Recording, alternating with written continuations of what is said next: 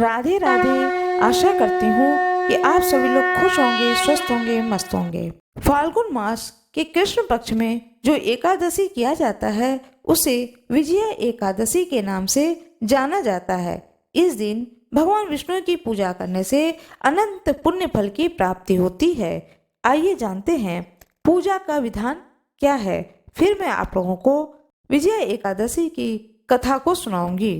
पूजा का विधान यह है कि सप्त अन्न युक्त 7 अनाज से युक्त भरा हुआ घड़े को स्थापित किया जाता है। उसके ऊपर भगवान विष्णु की मूर्ति रखी जाती है। इस दिन 24 घंटे भजन और कीर्तन करके समय को बिताना चाहिए। द्वादशी के दिन अन्न से भरा हुआ घड़ा ब्राह्मण को दान में देना चाहिए। पूजन में धूप, दीप, नैवेद्य और नारियल, पानी वाला नारियल आदि चढ़ाया जाता है। इस व्रत के प्रभाव से दुख और दरिद्रता दूर हो जाते हैं और सभी कार्यों में विजय की प्राप्ति होती है। आइए कथा को सुनते हैं। भगवान श्री विष्णु की जय हो, भगवान गणेश की जय हो। इस दिन भगवान राम लंका पर विजय प्राप्त करने के लिए समुद्र तट पर पहुंचे थे। समुद्र ने जब श्री राम को मार्ग नहीं दिया तो भगवान श्री राम ने ऋषियों से उपाय पूछा। ऋषियों ने बताया कि हम प्रत्येक शुभ कार्य को शुरू करने से पहले व्रत आदि का अनुष्ठान करते हैं। आप भी फाल्गुन कृष्ण एकादशी का विधि पूर्वक व्रत को कीजिए। मिट्टी के एक बर्तन को सतनाज पर स्थापित करिए। उसके बाद पीपल, आम, बड़ तथा गूलर के पत्ते रखें। एक बर्तन जौ से भर करके कलश पर स्थापित करो। जौ के बर्तन में श्री लक्ष्मी नारायण जी की प्रतिमा को स्थापित करें तथा विधि पूर्वक पूजन करके रात्रि जागरण के बाद प्रातः काल जल सहित कलश को सागर के निमित्त अर्पित कर दें। इस व्रत के प्रभाव से समुद्र आपको रास्ता भी देगा तथा रावण पर विजय भी प्राप्त होगी। तभी से इस व्रत को सभी लोग धारण करने लगे और इस व्रत का नाम विजया एकादशी पड़ गया।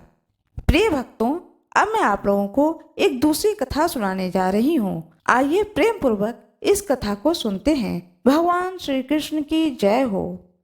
फाल्गुन मास कृष्ण पक्ष की विजया एकादशी का महत्व। युधिष्ठिर जी ने पूछा, वासुदेव, फाल्गुन के कृष्ण पक्ष में किस नाम की एकादशी होती है, कृपया करके बताइए। भगवान श्री कृष्ण बोले, युधिष्ठिर, एक बार नारद जी ने कमल के आसन पर विराजमान होने वाले ब्रह्मा जी से प्रश्न किया, हे सुरश्रेष्ठ, फाल्गुन के कृष्ण पक्ष में जो विजया नाम की एकादशी होती है, कृपया उसके पुण्य का वर्णन कीजिए। ब्रह्मा जी ने कहा, नारद, सुनो, मैं एक उत्तम कथा सुनाता हूँ जो पापों का अपहरण करने वाली है। यह व्रत बहुत ही प्राचीन, पवित्र और पाप नाशक है। यह विजया एकादशी राजाओं को विजय प्रदान कराती है, इसमें तनिक भी संदेह नहीं है। पूर्व काल की बात है, भगवान श्री रामचंद्र जी 14 वर्षों के लिए वन में गए और वहां पंचवटी में सीता तथा लक्ष्मण जी के साथ में रहने लगे। वहां रहते समय रावण ने चपलतावश विजय आत्मा भगवान श्री राम की तपस्विनी पत्नी श्री सीता माता को हर लिया। उस दुख से श्री राम जी व्याकुल हो उठे। उस समय सीता जी की खोज को करते हुए वे वन में घूमने लगे। कुछ दूर जाने पर उन्हें जटायु मिले, जिनकी आयु समाप्त हो चुकी थी। इसके बाद उन्होंने वन के भीतर कबंध नामक राक्षस का वध किया। फिर सुग्रीव के साथ उनकी मित्रता हुई। तत्पश्चात श्री राम जी के लिए वानरों की सेना एकत्रित हुई। हनुमान जी ने लंका के उद्यान में जाकर माता सीता का दर्शन किया और उन्हें श्री राम जी के चिन्ह स्वरूप मुद्रिका का प्रदान किया। यह उन्होंने महान पुरुषार्थ का काम किया था। वहां से लौटकर वे श्री रामचंद्र जी से मिले और लंका का सारा समाचार उनसे निवेदन करके बताया। हनुमान जी की बात को सुनकर श्री रामचंद्र जी ने सुग्रीव की अनुमति से लंका को प्रस्थान करने का विचार किया और समुद्र के किनारे पहुंच करके उन्होंने लक्ष्मण जी से कहा, हे सुमित्रा नंदन, किस पुण्य से इस समुद्र को पार किया जा सकता है? यह अत्यंत अगाध और भयंकर जल जंतुओं से भरा हुआ है। मुझे ऐसा कोई उपाय नहीं दिखाई देता जिससे इसको सुगमता से पार किया जा सके।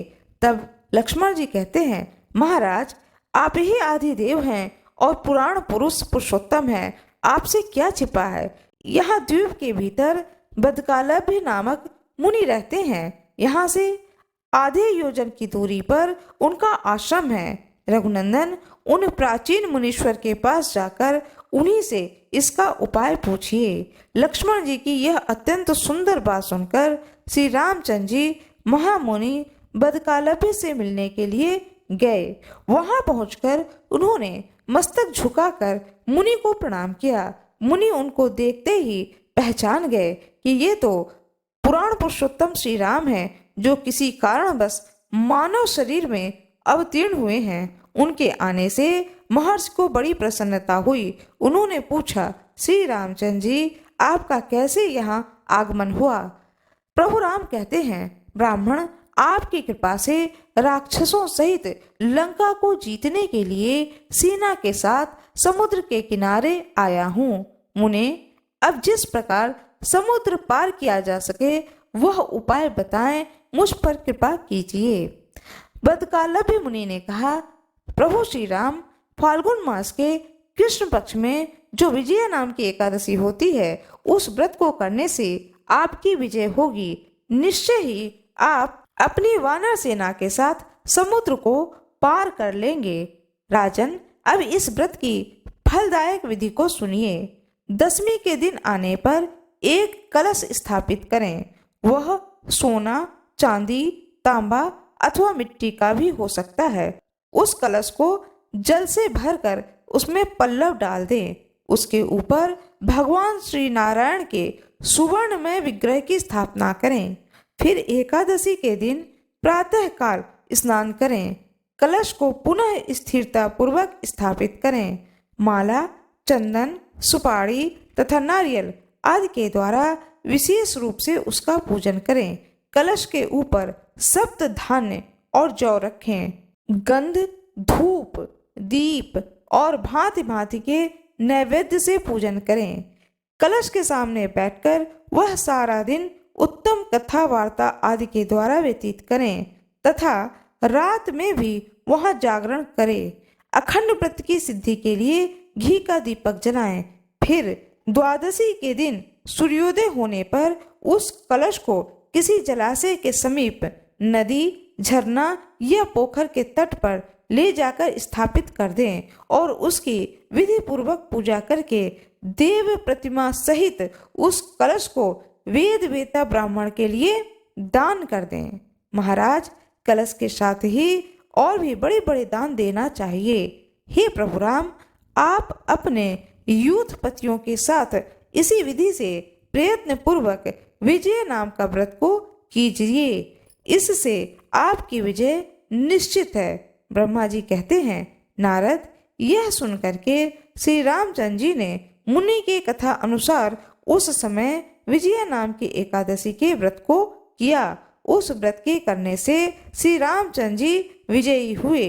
उन्होंने संग्राम में रावण को मारा, लंका पर विजय पाई और माता सीता को प्राप्त किया।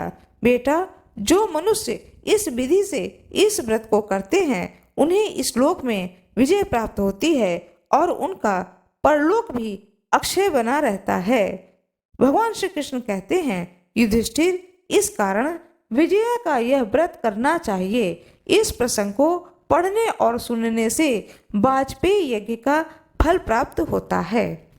भगवान श्री राम की जय हो, लक्ष्मण जी की जय हो, ब्रह्मा जी की जय हो, सभी भक्तगणों की जय हो, सभी ऋषियों की जय हो, दृश्य ऋषियों की जय हो, अदृश्य ऋषियों की जय हो। आशा करती हूँ कि आप लोगों को यह कथा अत्यंत अच्छी लगी होगी। कृपया वीडियो को लाइक जरूर कर दीजिएगा, चैनल को सब्सक्राइब कर दीजिएगा, बेल आइकन दबाना ना भूलिएगा। आप लोगों का बहुत बहुत धन्यवाद।